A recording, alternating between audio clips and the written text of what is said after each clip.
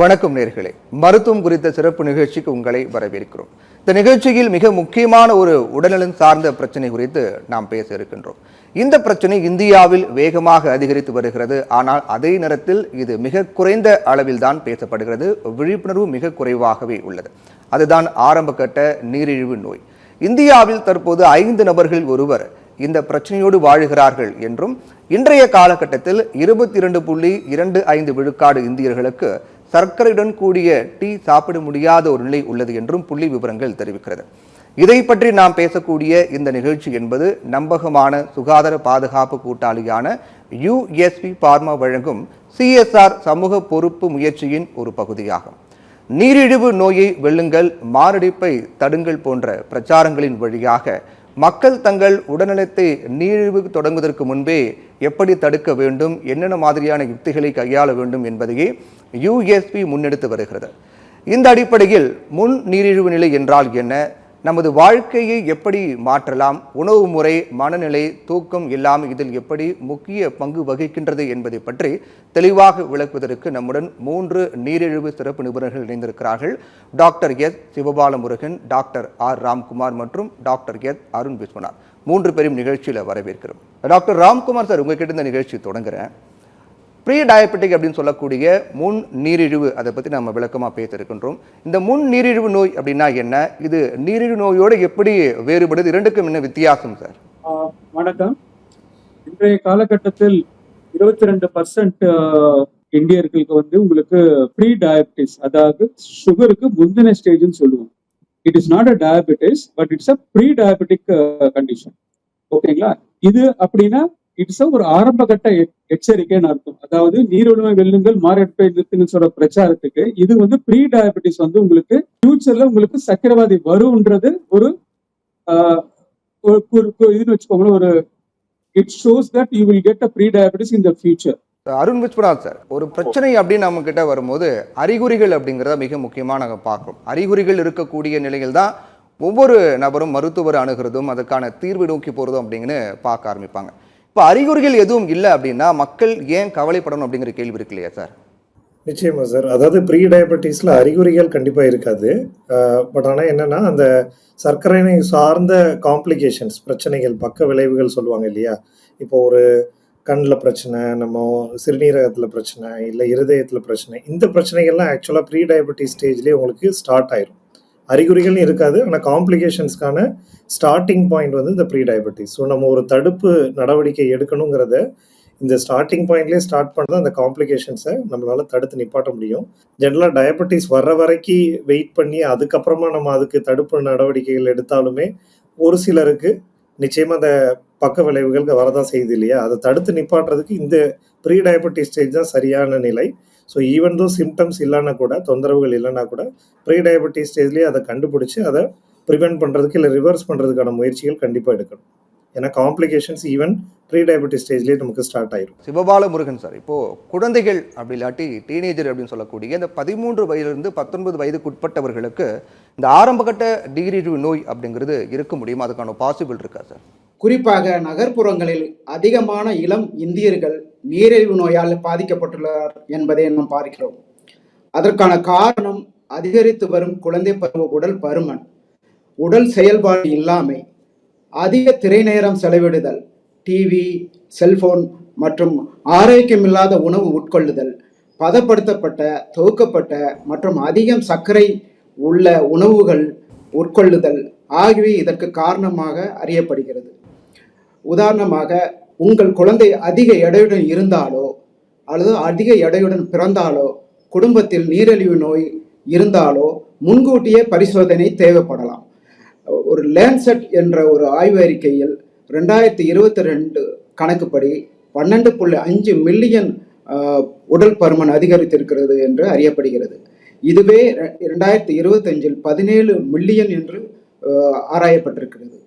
இது உடல் பருமன் உலக சுகாதார அசோசியேஷனும் சேர்ந்து 2035 83 மில்லியனாக அதிகரிக்கக்கூடும் என்று ஆய்வில் தெரியப்படுத்தியிருக்கிறார்கள். குடும்ப நீரிழிவு நோய் இருந்தாலோ முன்கூட்டிய பரிசோதனை தேவைப்படும் என்பதை இதன் மூலம் நம்ம அறியப்படுகிறோம். இந்த தலைமுறை தொழில்நுட்பத்தில் அதிக ஆர்வமுள்ளவராக இருந்தாலும் அவர்கள் தெருவில் இறங்கி விளையாடுவது போன்ற உடல் சார்ந்த வேலைகளில் குறைவாக ஈடுபடுகிறார்கள். நீரிழிவு அவர்களின் வாழ்நாள் தோழராக மாறுவதற்கு முன்பு நாம் அந்த சுழற்சியை உடைக்க வேண்டிய கட்டாயத்தில் இருக்கிறோம். டாக்டர் ராம்குமார், இப்போ சாதாரண எடை உள்ளவர்கள், அதாவது வெயிட் அப்படிங்கிறது இந்த நீரிழிவு பிரச்சனையில மிக முக்கியமாக பார்க்கப்படுது.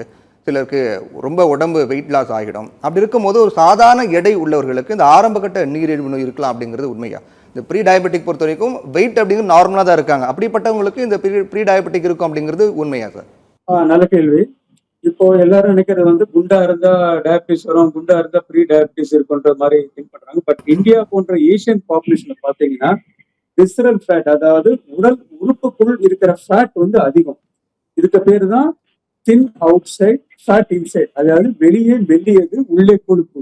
ஸோ இதை வந்து ஒரு பிஎம்ஐ நம்ம செக் பண்ணும்போது நமக்கு சாதாரணமா தெரியலாம். ஆனா இந்த இடுப்பு சுற்றளவு மற்றும் அதிக நேரம் உட்கார்ந்து வேலை பார்க்குறவங்க, செடென்டரி ஜாப்னு சொல்லுவோம், இவங்களுக்கு எல்லாமே வந்து இந்த ப்ரீ டயபிட்டிஸோ டயபிட்டிஸோ அதிகமாக வரும். அதுவும் முக்கியமான இதுக்கு வந்து ஏசியன் பாப்புலேஷன், இந்தியாவில் கம்ஸ் அண்டர் ஏசியன்ஸ். அதனால அது நீங்க வந்து கண்ணனை பார்த்து நம்ம ஒல்லியா தானே இருக்கோம், நம்ம ஒன்றும் வராதுன்றது தயவுன்னு நினைக்க வேண்டாம். ஹிஸ்டரி ஆஃப் டயபிட்டிஸ் இந்த ஃபேமிலி, அதாவது வீட்டில் யாருக்கா இருந்தாலோ இல்ல நீங்க பாக்குற வேலை நிறைய நேரம் ஸ்கிரீன் டைம்ல ஸ்பெண்ட் பண்றீங்க, ஒரு நாளைக்கு 7-8 hours உட்காருங்க அப்படின்னாவே நீங்க கண்டிப்பாக பிளட் டெஸ்ட் பண்ணிக்கிறது நல்லது. இப்போ ஒரு லேட்டஸ்டா ஒரு அமெரிக்கன் டயபெட்டிக்ஸ் என்ன சொல்றான்னா, sitting is the new norm of smoking, அதாவது நீங்க எவ்வளவு நேரம் உட்காரீங்களோ அதுக்கு வந்து நீங்க புகைப்படுத்தலுக்கு ஈக்குவல் அப்படின்னு சொல்றாங்க. டாக்டர் அருண் விஸ்வநாத், மன அழுத்தம் அப்படிங்கிறது பல பிரச்சனைகளுக்கு அடிப்படையாக இருக்கு. இப்போ மன அழுத்தம் அப்படிங்கிறது ஏன் காரணம்? சரியான தூக்கம் இல்லாத நேரத்தில் மன அழுத்தம் வருன்றாங்க. மன அழுத்தம் வந்தாலும் தூக்கம் இருக்காது அப்படின்றாங்க. அப்போ எல்லாமே ஒன்னோட ஒன்று கனெக்டாக இருக்கும் போது இந்த மன அழுத்தம் அல்லது ஒரு மோசமான தூக்கம் பிரச்சனை அப்படிங்கிறது உண்மையில சர்க்கரை அளவை பாதிக்குமா சார்? நிச்சயமா சார். எந்த மன அழுத்தம் வந்து அது மன ரீதியாக இருந்தாலும் சரி, இல்லை ஒரு சுற்றுச்சூழல் சார்ந்த பிரச்சனைகளால் நமக்கு தூக்கமின்மை இருந்தாலும் சரி, எந்த ஃபார்ம் ஆஃப் ஸ்ட்ரெஸ்ஸுமே நமக்கு கண்டிப்பாக diabetes as well as pre diabetes, சர்க்கரை நோய்க்கு முந்தின நிலையும் கண்டிப்பாக உருவாக்குறதுக்கு வாய்ப்பு உண்டு.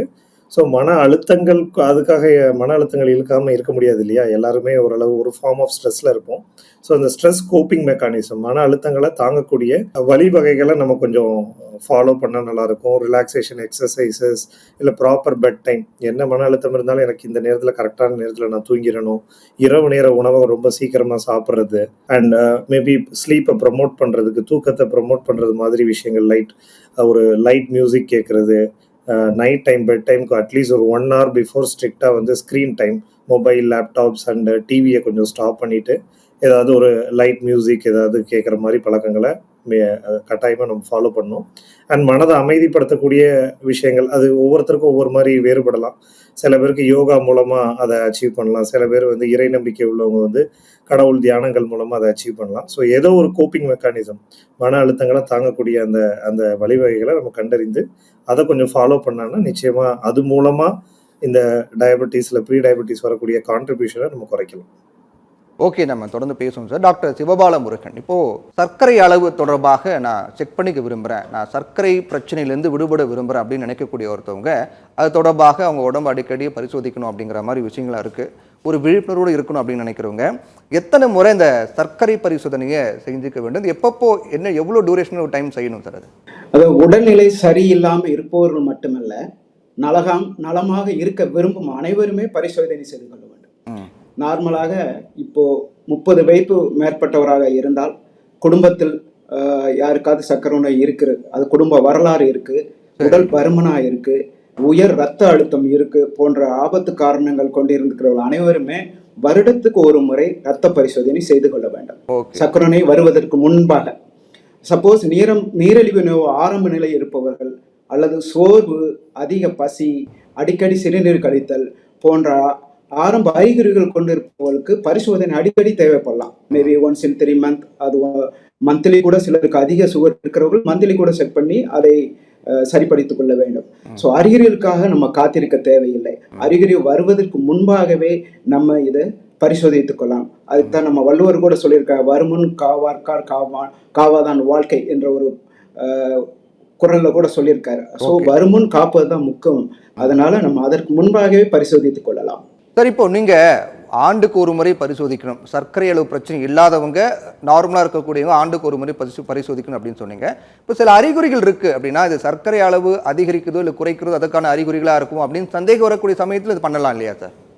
ஆமா, பண்ணலாம். அதுதான் சொல்றேன். அடிக்கடி ஆரம்ப நிலை, அதாவது அடிக்கடி சிறுநீர் கழிப்பது, உடல் பருமன், ஹைப்பர் டென்ஷன் இருக்கிறவர்கள், அந்த மாதிரி இருக்கிறவங்க அடிக்கடி பரிசோதனை பண்ணிக்கலாம். So once in 3 months or once in month கூட பண்ண வேண்டிய கட்டாயம் இருக்கிறது.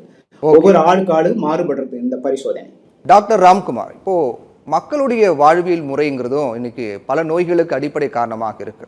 மாறி வரக்கூடிய உணவு முறை, மாறி வரக்கூடிய மக்களுடைய உடற்பயிற்சி வாழ்வியல் முறை எல்லாமே பல பிரச்சனைகளுக்கு காரணமாக இருக்கு. அப்படின் போது இந்த நீரிழிவு நோயை தடுப்பதில் உடற்பயிற்சியினுடைய பங்கு எந்த அளவுக்கு முக்கியமானது, அது எந்த அளவுக்கு அது உடற்பயிற்சிங்கிறது இந்த பிரச்சனை வராமல் தடுக்கிறதுக்கு உதவும் சார்? உடற்பயிற்சி என்பது ஊசி இல்லாத இன்சுலின் போன்றது. அதாவது it's a insulin without taking insulin சொல்லுவாங்க. அதாவது உங்களோட தசையை நீங்க எந்த அளவுக்கு யூஸ் பண்றீங்களோ அந்த அளவுக்கு உடம்புல இருக்கிற சர்க்கரை குறையும். பிகாஸ் நம்ம தசைகள் இயங்க நமக்கு இன்சுலின், அதாவது சுகர் தேவைப்படுது. ஸோ சுகர் அது இறக்கும் போது உங்களுக்கு இன்சுலினோட லோட், அதாவது இன்சுலினோட செக்ரீஷனை அது ரெடியூஸ் பண்ணும். ஸோ உங்களுக்கு ஃபியூச்சர்ல இன்சுலின் ரெசிஸ்டன்ஸ் வர்றது கம்மியாகும். அடுத்தது இந்த தொப்பையில் ஏற்படும் கொழுப்பையும் மற்றும் இதயத்தை சீராக மேம்படுத்தவும் உங்களுக்கு கண்டிப்பாக எக்ஸசைஸ் தேவை. ஃபாஸ்ட் வாக்கிங் சொல்லுவாங்க. அப்படி இருந்தா ஒரு நாளைக்கு 30 நிமிடங்கள், அதாவது வாரத்துக்கு 150 minutes சொல்லுவோம். ஒரு மிதமான வாக்கிங், அதாவது ஆர்டினரி ஜஸ்ட் ஸ்ட்ரோலிங் சொல்லுவாங்க. அந்த மாதிரி வாக்கிங் பண்ணும்போது உங்களுக்கு டெய்லி ஒரு 1 hour வாரத்துக்கு 5 நாள் பண்ணீங்கன்னா ரொம்ப நல்லா இருக்கும். அதுக்காக உடனே நான் ஜிம்முக்கு போகணுமா, அதெல்லாம் அவசியமே கிடையாது. நம்ம சாதாரணமா பண்ற மாதிரி நடந்து போறது, லிஃப்ட் யூஸ் பண்ண படிக்கட்டுல போறது, சைக்கிள் டான்ஸ் சொல்லுவாங்க, அது மாதிரி கூட பண்ணுவோம். அதாவது உங்கள் தசைகள் உங்கள் சர்க்கரை எரிக்கும் கருவிகள், இதை ஞாபகம் வச்சுக்கோங்க. அதனால் தினமும் செயலில் வைத்திருங்கள், அதுவே உங்களை பாதுகாக்கும்.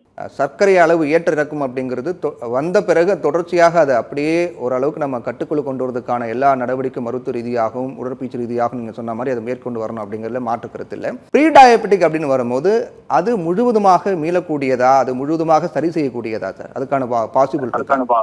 உங்க சிம்பிள் டேர்ம்ஸ்ல சொல்லணும்னா 30-50% நம்ம எக்ஸசைஸ், டயட், ஒரு நிம்மதியான தூக்கம், இது பண்ணீங்கன்னாவே 30-50% நம்ம ரிவர்ஸ் பண்ணலாம். அதாவது ப்ரீ டயபெட்டிஸ் நம்ம நார்மல் கொண்டு போயிடும். ஸோ இதுக்கு என்னென்ன வழிமுறைகள், நான் ஏற்கனவே சொன்ன மாதிரி ஒரு 5-7% வெயிட்டை குறைக்கிறது ரொம்ப முக்கியமானது.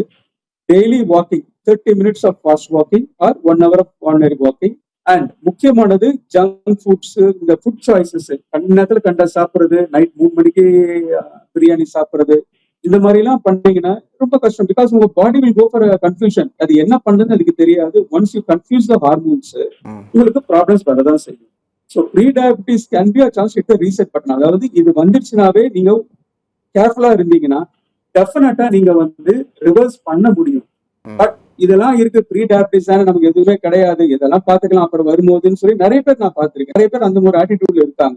சார் டயபிட்டிஸ் தான் வரலையே சார், ப்ரீ டயபிட்டிஸ் தானே சார், இதுக்கு என்ன சார் பண்ணணும்? நோ, இது ஒரு வார்னிங் சைன். It's alert. இது வரும்போதே நீங்க உங்களோட திங்ஸை மாத்தீங்கன்னா உங்களுக்கு டயபிட்டிஸ் போறதை நிச்சயமாக அட்லீஸ்ட் ஒரு 50% நீ குறைக்க முடியும். டாக்டர் அருண் விஸ்வநாத், இப்போ இந்த டயபெட்டிக், ப்ரீ டயபெட்டிக் பொறுத்த வரைக்கும் நம்ம இந்த வாழ்வியல் முறை அப்படிங்கிற ரொம்ப முக்கியமானது. சரியான தூக்கம், நேரத்துக்கு உணவு சாப்பிடுவது, அதே போன்று உடற்பயிற்சி, இது எல்லாமே மிக முக்கியமான விடயங்களாக இருக்குது அப்படின்னு டாக்டர்ஸ்லாம் நீங்கள் எல்லாம் சொல்லிட்டு இருக்கீங்க. இப்போ இந்த நீரிழிவுக்கு முந்தைய நிலை இருக்கிறவங்களுக்கு நிச்சயமாக மருந்து தேவையா, அதை நம்ம எடுத்துக்கிட்டே ஆகணுமா சார்? இல்லை, நிச்சயமாக மருந்து தேவைங்கிறது கிடையாது. இன்ஃபேக்ட் எல்லா வாழ்க்கை முறை சார்ந்த பிரச்சனைகள், life style related problems like diabetes, hyper tension, உடல் பருமன், எல்லாத்துக்குமே முதல்ல தேவை வாழ்க்கை முறை மாற்றங்கள் தான். அதுதான் அடிப்படை. அதுக்கு மேலே கொடுக்கப்படுறது தான் மருந்துகள். மருந்துகள் மட்டுமே செயல்படாது வாழ்க்கை முறை மாற்றங்கள் இல்லாத பட்சத்தில். ஸோ ஈவன் ப்ரீ டயபெட்டிஸ்க்கும் அதே ரூல் தான். நமக்கு பேசிக் லைஃப் ஸ்டைல் சேஞ்சஸ் லைக் நீங்கள் சொன்ன மாதிரி உடற்பயிற்சி தேவை, உணவு முறை மாற்றங்கள் தேவை, சரியான நேரத்தில் தூக்கம் தேவை, மன அழுத்த குறைவு தேவை. இதெல்லாம் பண்ணதுக்கு அப்புறமும் உங்களால் அந்த அந்த ப்ரீ டயபெட்டிஸ் ஸ்டேஜை ரிவர்ஸ் பண்ண முடியல, இல்லை இவங்களுக்கு ஏற்கனவே ஒரு நல்ல ஒரு ஸ்ட்ராங் குடும்ப ரீதியான சர்க்கரை நோய் சார்ந்த complications, for example diabetes and kidney disease இருக்குது, இந்த ஃபேமிலியில் ஏர்லியாக ஹார்ட் ப்ராப்ளம் உள்ள பிரச்சனைகள் குடும்ப நபர்களுக்கு யாருக்காவது இருந்தால், ஈவன் இந்த வாழ்க்கை முறை சார்ந்த அனைத்து நடவடிக்கைகளையும் எடுத்ததுக்கு அப்புறமும் உங்களுக்கு அந்த ப்ரீ டயபெட்டிஸ் ரிவர்ஸ் ஆகாத பட்சத்தில் நம்ம மருந்துகள் எடுத்துக்கலாம். அகைன் எல்லாருக்கும் தேவைப்படாது, வாழ்க்கை முறை மாற்றங்கள் எல்லாருக்கும் தேவை, மருந்துகள் ஆனால் எல்லாருக்கும் தேவையில்லை. டாக்டர் சிவபால முருகன், வாழ்வியல் முறை அப்படிங்கிறதா ரொம்ப ரொம்ப முக்கியமானதுன்னு தொடர்ச்சியாக நீங்கள் எல்லாம் சொல்லிட்டு இருக்கீங்க. ஆனால் பல பேருக்கு அந்த பணிபுரியக்கூடிய இடங்கள் அப்படிங்கிறது அதுக்கு ஏற்ற வகையில் இருக்குமா அப்படின்னு பார்த்தா சந்தேகம் தான். ரொம்ப பரபரப்பாக பணியாற்றக்கூடிய இடங்கள், அதே போன்று அலுவலகம் போகக்கூடியவங்க, ரொம்ப நேரமாக பணியாற்றக்கூடியவங்க அப்படின்னு பார்க்கும்போது அதுக்கேற்ற வகையில் அவங்களுடைய நீங்கள் சொன்ன மாதிரி உடற்பயிற்சி செய்வது, அதே போன்ற உணவு முறைகள்லாம் சரியாக எப்போவுமே மேற்கொள்ள முடியுமா அப்படின்னு பார்த்தா சந்தேகம் தான். அப்படிப்பட்டிருக்கக்கூடிய நபர்கள், அந்த துறையில் பணியாற்றக்கூடிய எல்லாருமே வந்து எந்த அளவுக்கு இந்த முன்னுரிமையை தடுக்கலாம், என்னென்ன விஷயங்களை கையாளலாம் சார்? அலுவலகத்துக்கு போறவங்களுக்கு நேரமின்மைங்கிறது முக்கிய காரணம் தான். ஏன்னா ஒருத்தருக்கு மார்னிங் ஏர்லியராக எழுந்திருக்க வேண்டியிருக்கும், ஏர்லியராக போக வேண்டியிருக்கும். சிலருக்கு ஷிஃப்ட் டியூட்டி இருக்கும், ஷிஃப்ட்டில் இருக்கிறவங்க அதை மார்னிங் வாக்கிங் போக முடியாது. இந்த மாதிரி காரணங்கள் இருக்க தான் செய்கிறது. ஸோ அந்த மாதிரி இருக்கிறவங்க ஒர்க் பிளேஸில் கூட அவங்களுக்கு ஒரு டைம் இருக்கிற உணவு இடைவெளியிலையோ அல்லது அந்த டீ டைம் இந்த மாதிரி டயத்தில் கூட அவங்க உடல் பயிற்சி செய்கிறதுக்கு அந்தந்த அலுவலகங்களில் ஏற்பாடு இருக்குதுன்னு நினைக்கிறேன். நான் இப்போ சாஃப்ட்வேர் கம்பெனியாக இருந்தால் அங்கே ஒரு ரெக்ரேஷன் பிளேஸ் இருக்குது, அங்கே அவங்க வாக்கிங் போய்க்கலாம், அதை உடல் பயிற்சி சென்றுக்கலாம். உடல் பயிற்சி அதாவது நடைமுறை அப்படிங்கிறது ஒரே டயத்தில் பண்ணணுங்கிற அவசியம் இல்லை. இப்போ காலையில் தான் நமக்கு நேரம் தேவை இருக்கிறதுன்னா அப்போ போய்க்கலாம். அது ஈவினிங் இருக்கிறதுன்ற ஈவினிங் நேரங்களும் கூட அந்த டைம் அவங்க யூஸ் பண்ணிக்கலாம். இதில் மன அழுத்தத்தையும் குறைக்கிறதுக்கு இது ஏதுவாக இருக்கிறது உடற்பயிற்சி. அதே மாதிரி உணவு முறைகளிலும் அவங்க ஷிஃப்ட் டியூட்டி இருக்கிறவங்க அல்லது ரவுண்ட் த கிளாக் ஷிஃப்ட் இருக்கிறவங்களுக்கு சில மாற்றங்கள் தேவைப்படுகிறது. ஸோ அவங்களும் அதை முறையாக கையாண்டா இந்த ப்ரீ டயபெட்டிக் அப்படின்ற சொல்லக்கூடிய நீரிழிவு நோய்க்கு முந்தைய நிலையிலிருந்து விடுபடுறதுக்கு ஏதுவாக இருக்கும். ஆல்ரெடி எல்லா அவங்க மருத்துவர்கள் சொன்ன மாதிரி அந்த நடைப்பயிற்சி, உணவு இது, வெயிட் ரிடக்ஷன் இதெல்லாம் பண்ணுறப்போ அரௌண்ட் 58% ரிஸ்க் குறையாவதற்கு வாய்ப்பு அதிகமாக இருக்கிறது. Okay sir. டாக்டர் ராம்குமார், ஒவ்வொரு இடத்துக்கு ஏற்ற வகையிலும் இருக்கக்கூடிய அந்த இடத்துக்கு ஏற்ற வகையில் இந்த உணவு முறைகள் அப்படிங்கிறது நம்ம தொடர்ச்சியாக ஃபாலோ பண்ணிட்டு வரோம். இப்போது அதுக்கு ஏற்ற வகையில் நம்ம பார்க்கும்போது இந்த பாரம்பரிய இந்திய உணவு முறைகள் அப்படிங்கிறது ஆரம்ப கட்ட நீரிழிவு நிலையை மாற்ற உதவுமா? கண்டிப்பா. இப்போ பாரம்பரிய உணவு தான் முக்கியம். இப்போ எல்லாம் வெஸ்டர்னைஸ் ஆனதுனால எல்லாம் அமெரிக்கன் ஃபுட்டு, யூரோப்பியன் ஃபுட்டு நம்ம யூஸ் பண்றோம். ஆக்சுவலா பார்க்கணும் நம்ம ஃபாரின் ஃபுட்டு தான் உண்மையிலேயே நமக்கு நல்லது. இப்போ ஃபார் எக்ஸாம்பிள் பார்த்தீங்கன்னா நம்ம பாலிஷ் ரைஸ் பதில் யூ கேன் கோ ஃபார் சிறுதானியம் சொல்லுவாங்க. ப்ரௌன் ரைஸ், பிளாக் ரைஸ் எல்லாம் இருக்கு.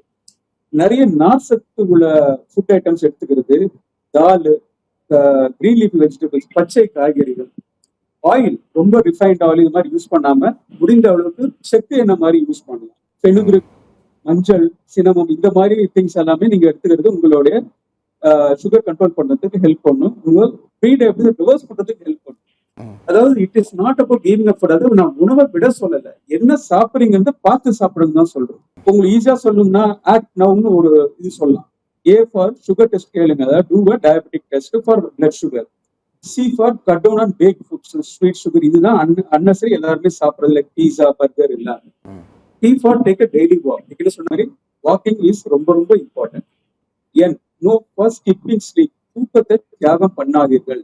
எல்லாரும் சொல்லுவாங்க, சார் எனக்கு பயங்கர பிஸி, நான் 3 மணி நேரம் தூங்குறேன், 4 மணி நேரம் தூங்குறேன். That is not right. American sleep study என்ன சொல்லுது அப்படின்னா, ஒரு நாளைக்கு மினிமம் 7 hours தூங்குனா உங்க உடம்புக்கு நல்லதுன்னு சொல்லுவோம். தூங்கும் போது தான் உங்க மற்ற ஹார்மோன்ஸ் வேலை செய்ய ஆரம்பிக்கும். ஃபார் எக்ஸாம்பிள் லைக் கார்டிசாலோ, இன்சுலினோ எல்லாமே it works only when you are sleeping. அப்பதான் வேலை செஞ்சு உங்களோட பாடி ரிப்பேர் பண்ணும். அடுத்தது அப்சர்வ், உங்களோட எடையும் பார்த்துக்கோங்க, உங்களோட இடுப்பு சைஸும் பார்த்துக்கோங்க. இடுப்பு ரொம்ப ரொம்ப முக்கியமானது. ஏன்னா இந்த பெல்லி ஃபேட், அதாவது விசல் ஃபேட் சொல்லுவாங்க, அது முதல்ல அக்குமுலேட் ஆறதே உங்களுக்கு இடுப்புல தான். அதனால நீங்க அதை பாத்தீங்கன்னாவே உங்களுக்கு தெரியும் நீங்க வெயிட் போடுறீங்களா இல்லையா, என்ன பண்ணணும்ன்றது உங்களுக்கு அது ஒரு வார்னிங் மாதிரி கொடுக்கும். வாட்ச் ஃபார் அ பிளேட், இது ரொம்ப ரொம்ப முக்கியம். டயபெட்டிக் பேஷன்ஸோ, ப்ரீ டயபெட்டிக் பேஷன்ஸோ, குண்டா இருக்கிறவங்களுக்கோ, மெட்டபாலிக் சிண்ட்ரோம் பேஷன்ஸோ நம்ம சொல்றது உங்க பிளேட். அதுல பாதி உங்களுக்கு கீரைகள், காய்கறிகள் இருக்கும், மீதி ரைஸ், கிரீன் சால் எப்படி பாத்துக்கலாம். அதாவது நீங்க ஃபுல் பிளேட் ரைஸ், அதாவது 3 வேளை அரிசி சாப்பாடு விட்டுட்டு நீங்க இந்த மாதிரி பண்றது it will be better. And definitely பாரம்பரிய உணவுகள் சேர்த்துக்கு நல்லது. இப்ப யாரும் வீட்டுல சமைக்கிறது கிடையாது, எல்லாருமே hotel food, fast food, Swiggy, Zomato மாதிரி பண்றாங்க. இது ஃபியூச்சருக்கு நல்லது கிடையாது. உங்களை கொண்டு போய் கண்டிப்பாக சுகர்ல விட்டுடும். சுகர் மட்டும் கிடையாது, மற்ற கொலஸ்ட்ரால்ல இருந்து உங்களுக்கு பிபி மற்ற நோய்களும் வரும். இதனால வந்து உங்களுக்கு ஹார்ட் ப்ராப்ளமோ கிட்னி, உங்களுக்கே தெரியும் சுகர் அஃபெக்ட்ஸ் 5 மேஜர் ஆர்கன்ஸ். ஒன்று நர்வஸ் சிஸ்டம், நரம்பு மண்டலம், ரத்த நாளங்கள், ஹார்ட், கிட்னி அண்ட் கண்ணு. இது எல்லாமே உங்களுக்கு அஃபெக்ட் ஆகும். அதனால வந்து நீங்க இப்பவே பாத்தீங்கன்னா தான் உங்களுக்கு இதை ப்ரிவென்ஷன் பண்ண முடியும். அண்ட் நாங்க மெயினா சொல்றது வந்து ப்ரிவென்ஷன் தாங்க எப்பவுமே பெட்டர். ப்ரீ டயபெட்டிக்கால பாதிக்கப்பட்டிருக்கக்கூடிய ஒருத்தர் அவரிலிருந்து மீண்டு வரதுக்கு அவங்களுடைய குடும்ப உறுப்பினருடைய பங்குக்கு எந்த அளவுக்கு முக்கியமானது, என்னென்ன வகையான அவங்க உதவிகள்லாம் செய்யலாம்னு நினைக்கிறீங்க? வாழ்க்கை முறை சார்ந்த ப்ராப்ளம்ஸ் வர்றதுக்கு காரணங்கள் வந்து சுற்றுச்சூழல் ஒரு காரணம், மரபணு ரீதியான ஒரு காரணங்கள் உண்டு. அண்ட் நம்ம வாழ்க்கையில நம்ம பண்ணக்கூடிய ஃபாலோ பண்ணக்கூடிய விஷயங்களும் உணவு முறைகள்ல இருந்து எக்ஸசைஸ், ஃபிசிக்கல் ஆக்டிவிட்டியும் கான்ட்ரிபியூட்டிங் ஃபேக்டர். ஸோ சரௌண்டிங்கும் அதில் ஒரு கான்ட்ரிபியூட்டிங் ஃபேக்டர் தான். ஸோ சரௌண்டிங்கில் மேஜர் ரோல் வந்து ஃபேமிலி மெம்பர்ஸோட தான். பாதிக்கப்பட்ட ஒரு நபர் மட்டும் இல்லாமல் எல்லாருமே இந்த டைமில் கண்டிப்பாக அந்த ஃபேமிலி வந்து கண்டிப்பாக ஒரு 8:30 இல்லை 9 o'clock நாங்கள் ஏர்லியாக பெட்டுக்கு போகிறோம். அண்ட் டின்னர் டைம்ஸ் கான்ஸ்டண்ட்டாக வச்சுருக்கிறது. ஒரு 7 o'clock early dinner, not only for the affected patient, எல்லாருமே அந்த குடும்ப நபர்கள் எல்லாருமே ஃபாலோ பண்ணோன்னா அது ஒரு ஆடாக தனியாக நம்ம பண்ணுற மாதிரி தெரியாது. And each and every member வந்து கொஞ்சம் மோட்டிவேட் ஆகிற மாதிரி இருக்கும். ஈவன் வராதவங்களை கூட தடுக்கும், எஸ்பெஷலி குழந்தைகளுக்கு. நீங்கள் ஏற்கனவே கேட்ட மாதிரி சார் சொன்ன மாதிரி ப்ரீ டயபெட்டிஸ் வந்து அதிக அளவில் இன்றைய தேதிக்கு ஒபிசிட்டி அண்ட் ப்ரீ டயபெட்டிஸ் குழந்தைகளுக்கு தான் இருக்குது. ஸோ இந்த குழந்தைகளை ஃபியூச்சரில் வரவிடாமல் தடுக்கக்கூடிய முக்கியமான பொறுப்பு பெற்றோர்களுக்கும் அந்த குடும்பத்தில் உள்ள முதியவர்களுக்கும் தான் இருக்கும். ஸோ இவங்க என்ன பண்ணுறாங்களோ அதை பார்த்து தான் அந்த குழந்தைங்களோட ஆக்டிவிட்டிஸும் டிசைட் ஆகும். ஸோ மேஜராக ஃபுட்டு சரௌண்டிங் ஃபேமிலி மெம்பர்ஸோட கான்ட்ரிபியூட்டிங் ஃபேக்டர் வந்து ஃபிக்ஸட் ஃபுட் டைம் டெஃபினட்டாக அந்த ஃபேமிலி வந்து டோட்டலாக அடாப்ட் பண்ணலாம். அண்ட் இன் ஜென்ரல் அந்த ஜங்க் ஃபுட்ஸை வீட்டுக்குள்ளே என்ட்ரு ஆகிறதே தடுக்கிறது வந்து அகைன் ஃபேமிலி மெம்பர்ஸ் கையில் தான் இருக்கும். அதை வாங்கிட்டு வர்றவங்களை நம்ம அட்வைஸ் பண்ணலாம், இல்லை அதை வாங்கிட்டு வர்றவங்கள தடுத்து நிப்பாட்டலாம். ஸோ அந்த வீட்டுக்குள்ளே அந்த ஜங்க் ஃபுட்ஸை கொண்டு வராமல் தடுத்து நிப்பாட்டுறதுலேயே அகைன் ஃபேமிலி மெம்பர்ஸோட ரோல் ரொம்ப இம்பார்ட்டன்ட். அகைன் ஸ்லீப்பிங் ஹவர்ஸ், தூங்கக்கூடிய டைம் ஜென்ரலாக அந்த ஃபேமிலியில் எல்லாருமே கான்ஸ்டண்ட்டாக ஒரே டைமில் தான் தூங்குவாங்க. அது நல்ல டைமோ கெட்ட டைமோ. ஸோ அதை நம்ம ஒரு குடும்பத்தில் நம்ம ஒரு ரெசல்யூஷன் மாதிரி எடுத்து இந்த டைமில் நம்ம எல்லாருமே தூங்குறோம், இந்த டைமில் சாப்பிட்றோம், இந்த ஃபுட்ஸ் எல்லாம் வீட்டுக்குள்ளே கொண்டு வராமல் எடுக்கிறோம் அப்படின்னா ஒரு ஒருத்தருக்கு ஒருத்தர் உதவி பண்ணுற மாதிரி இருக்கும். அகைன் வராத குழந்தைகள் இல்லை வராத நபர்களை தடுத்து நிப்பாட்டுறதுக்கும் உதவியாக இருக்கும். டாக்டர் ராம்குமார், மக்கள் கிட்ட இருக்கக்கூடிய ஒரு மிகப்பெரிய பிரச்சனை அப்படிங்கிறது அஜாக்கிரதை தான். போதிய விழிப்புணர்வு இல்லாமல் இருக்கிறது. அப்படி தெரிந்தாலும் கூட சரி பார்த்துக்கலாம் அப்படின்னு ரொம்ப அஜாக்கிரதையாக அதை கடந்து போகிறது தான் மிகப்பெரிய பிரச்சனையாக இருக்கு. விழிப்புணர்வு சொல்றதோட ஒரு கேர்லெஸ்னஸ் தான். பேஷண்ட் வருவாங்க, எனக்கு 8 மணிக்கு படுப்பேன், 8 மணி எந்திரிப்பீங்கன்னா 4 மணி நேரம் படுப்பேன், ஒரு 1 hour வாக்கிங் போகலாமே சார், நோ டைம் சார். உங்க உடம்பு நீங்க பார்த்துட்டு டைம் இல்லைன்னா அப்ப நோய் வந்து அது வரதான் செய்யும். ஸோ விழிப்புணர்வு மட்டும் கிடையாது, நம்மளும் ஒரு செல்ஃப் கட்டுப்பாடுன்னு வேணுங்க. நம்ம வந்து நம்ம உடம்ப பாதுகாக்கணும் அப்படின்னா லைஃப் ஸ்டைல் மாடிஃபிகேஷன் சொல்லுவாங்க, அது பண்ணி தான் ஆகணும். அது பண்ணாம இது பண்ணலாம் அது பண்ணலாம் இப்படி பண்ணா சரியாயிடும், நான் இந்த இலையை சாப்பிட்றேன் இது சாப்பிட்றேன் அப்படின்னா சரியாகாது. ஸோ நீங்க வந்து உங்களோட உடம்புல என்ன இஷ்யூ இருக்கு, ப்ரீ டயபெட்டிஸ் இருக்குன்னா அது ரிவர்ஸ் பண்றதுக்கு என்ன பண்ணலாம், அது இல்லைன்னா அடுத்த ஸ்டெப் என்ன அப்படிதான் பார்க்கணும். பட் இதுக்கு எல்லாமே பேசிக்ஸ் பாத்தீங்கன்னா டயட் ரொம்ப இம்பார்ட்டன்ட், தூக்கம் ரொம்ப ரொம்ப இம்பார்ட்டன்ட், நடைப்பயிற்சி ரொம்ப ரொம்ப முக்கியம். இல்ல நான் ஜிம்முக்கு போறேன் போங்க, நோ ப்ராப்ளம். பட் அங்க போனாலும் நீங்க வந்து மசில் ட்ரைனிங் பண்றதோட கூட கார்டியோ எக்ஸசைஸ், அதாவது உங்களோட ஹார்ட் ரேட் இன்க்ரீஸ் பண்ண மாதிரி எக்ஸசைஸ் பண்ணும்போது தான் உங்களுக்கு வந்து எஃபெக்ட் நல்லா இருக்கும். Muscles will take up the glucose and உங்களோட insulin resistance will come down. So டெஃபினட்டா நீங்க வந்து ப்ரீ டயபெட்டிஸ் இருக்குன்னு அலட்சியமா இருக்கிறத விட நீங்க வந்து அதை வந்து ஒரு நோய் வரப்போகுதுன்றது ஒரு உண்மையை உணர்ந்து கொண்டு நீங்க பண்றதுதான் எனக்கு தெரிஞ்சு பெட்டரா படுது. இதுதான் என்னோட suggestion. Okay doctor Sivapala Murugan sir, இப்போ இந்த நீரிழிவு பிரச்சனை அப்படின்னு வரும்போது முன்பு ஒரு காலத்தில் அது வந்து பணக்கார வியாதிலாம் நம்ம சொல்லி கேள்விப்பட்டிருப்போம். அது வந்து பணக்காரங்களுக்கு தான் வரும் அப்படிங்கிற மாதிரி இருந்தது. ஆனால் இப்போ இருக்கக்கூடிய காலமுறைகளை பார்க்கும்போது 5 ஒருவருக்கு இந்த பிரச்சனை இருக்குங்கிறத நம்ம ரொம்ப சர்வசாதாரணமாக பார்த்துட்டு இருக்கோம்.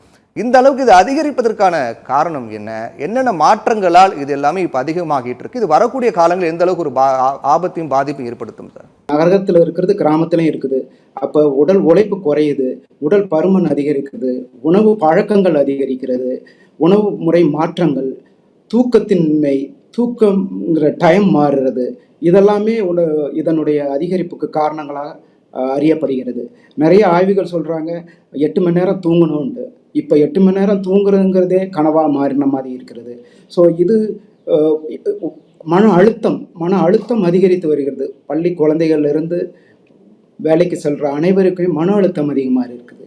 உணவு முறைகள் மாற்றத்தினால ப்ரீ டயபெட்டிக் அதிகரித்து நீரிழிவு அதிகரிக்க ஒரு காரணமாக இருக்கிறது. காரணங்களெல்லாம் சரி செய்ய போது நம்ம ஒரு தனிநபரால் அதை சரி செய்ய முடியாது. ஒரு குடும்பமாக சேர்ந்து குடும்பத்தில் உள்ள அனைவரும் ஒத்துழைத்து அவங்களோட உணவு பழக்கத்தை மாற்றி நீரிழிவு நோயை கட்டுப்படுத்துறதுக்கு நடைப்பயிற்சியும் உணவு பழக்கமும் வாழ்க்கை முறை மாற்றமே முக்கிய காரணங்களாக இருக்குது. மருந்து மாத்திரைகள் அதன் பின்பு தேவைப்படும் போது எடுத்துக்கொள்ள வேண்டிய காரணங்கள் இருக்கிறது.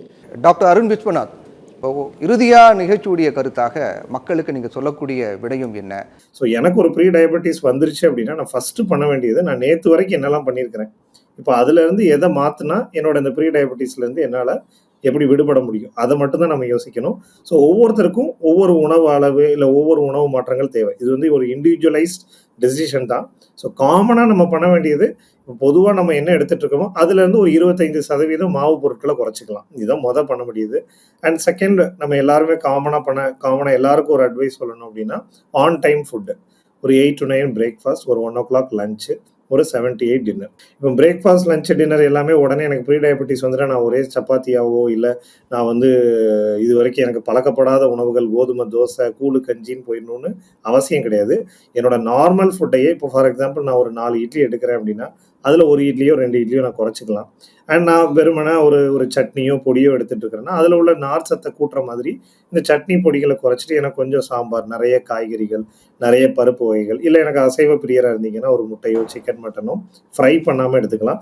இந்த மாதிரி சின்ன சின்ன மாற்றங்கள் நான் நேற்று என்ன செஞ்சுட்டு இருக்கணும் அதுலேருந்து என்ன சேஞ்சஸ் கொண்டு வந்தால் ப்ரீ டயபெட்டிஸ்லேருந்து ரிவர்ஸ் பண்ணலாம், இல்லை அதை தடுத்து நிப்பாட்டலாம் ப்ராக்ரஸ் ஆகாமல் அப்படிங்கிற அந்த அக்செப்டன்ஸ் வந்துட்டு அதில் உள்ள மாற்றங்கள் கொண்டு வரணும். உணவு முறையில் உடல் உழைப்பு காமனாக எல்லாருக்கும் சொல்கிறது தான்.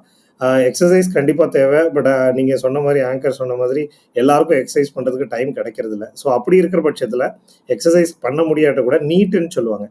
NEET இல்லை NEAT, நான் எக்ஸசைஸ் ஆக்டிவிட்டி தெர்மோஜெனிசிஸ். உடற்பயிற்சி இல்லாத உடல் அசைவுகளால் அல்ல தசை அசைவுகளால் நம்மளோட எக்ஸ்ட்ரா ஆற்றலை பேர்ன் பண்ணக்கூடியது. ஃபார் எக்ஸாம்பிள் இப்போ நம்ம உட்காந்து பேசிகிட்டு இருக்கிறோம் அப்படின்னா நான் கை கால்களை கொஞ்சம் அசைச்சிக்கிட்டே பேசலாம். இல்லை நான் ஆஃபீஸில் ஒரே இடத்துல உட்காந்துட்டு இருக்கிறேன் அப்படின்னா 2 சேர் வச்சுக்கலாம். ஒரு சேரில் 1/2 மணி நேரம் உட்காந்துட்டு அடுத்த சேருக்கு 1/2 மணி நேரம் மாற்றிக்கலாம். இல்லை நான் உட்காந்து பார்த்துட்டு இருக்கிற வேலையை ஒரு 10 நிமிஷம் எந்திரிச்சு பார்க்கலாம். ஜெனரலாக எல்லாருமே பல மணி நேரம் ஃபோன் பேசுறது உண்டு. அந்த ஃபோன் பேசுகிற நேரத்தை நடந்துக்கிட்டே பேசலாம்.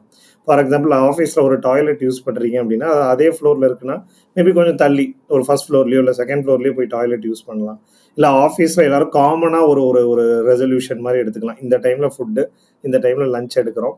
இந்த இன்பிட்வீன் ஸ்நாக்ஸ் இருக்கும். ஒரு 11 o'clock டீ, இல்லை அந்த ஃப்ரீக்வெண்ட் டீஸ் ஜென்ரலாக banks and most of the places working பிளேஸில் இருக்கும். அதெல்லாம் ஆஸ் அ ரெசல்யூஷன் ஒரு ஆஃபீஸ் ஸ்பேஸில் நம்ம அவாய்ட் பண்ணிக்கலாம். இன்ஸ்டெட் ஆஃப் தட் நீங்கள் ஃப்ரூட்ஸ் எடுக்கலாம், இளநீ எடுக்கலாம், நொங்கு, மோர் அந்த மாதிரி எடுத்துக்கலாம். So rather than wholesale changes பண்ண முடியாட்டியும் சின்ன சின்ன நட்ஜஸ்ன்னு சொல்லுவாங்க. உங்கள் வாழ்க்கை முறையில் சின்ன சின்ன மாற்றங்கள் பண்ணாலே ப்ரீ டயபெட்டிஸை ஓரளவு எஃபெக்டிவாக நம்மளால் கண்ட்ரோல் பண்ண முடியும். நிகழ்ச்சியோட நிறைய பகுதிக்கு வந்துட்டோம். இந்த விழிப்புணர்வு நிகழ்ச்சி அப்படிங்கிறது ஒரு CSR முன்னெடுத்த USPயினுடைய பங்களிப்பு மற்றும் குழுவுக்கும் நிகழ்ச்சியில் கலந்து கொண்ட உங்கள் 3 பேருக்கும் மிக்க நன்றி. நேர்களை மற்றும் ஒரு நிகழ்ச்சியில் சந்திக்கும் வரை நன்றி, வணக்கம்.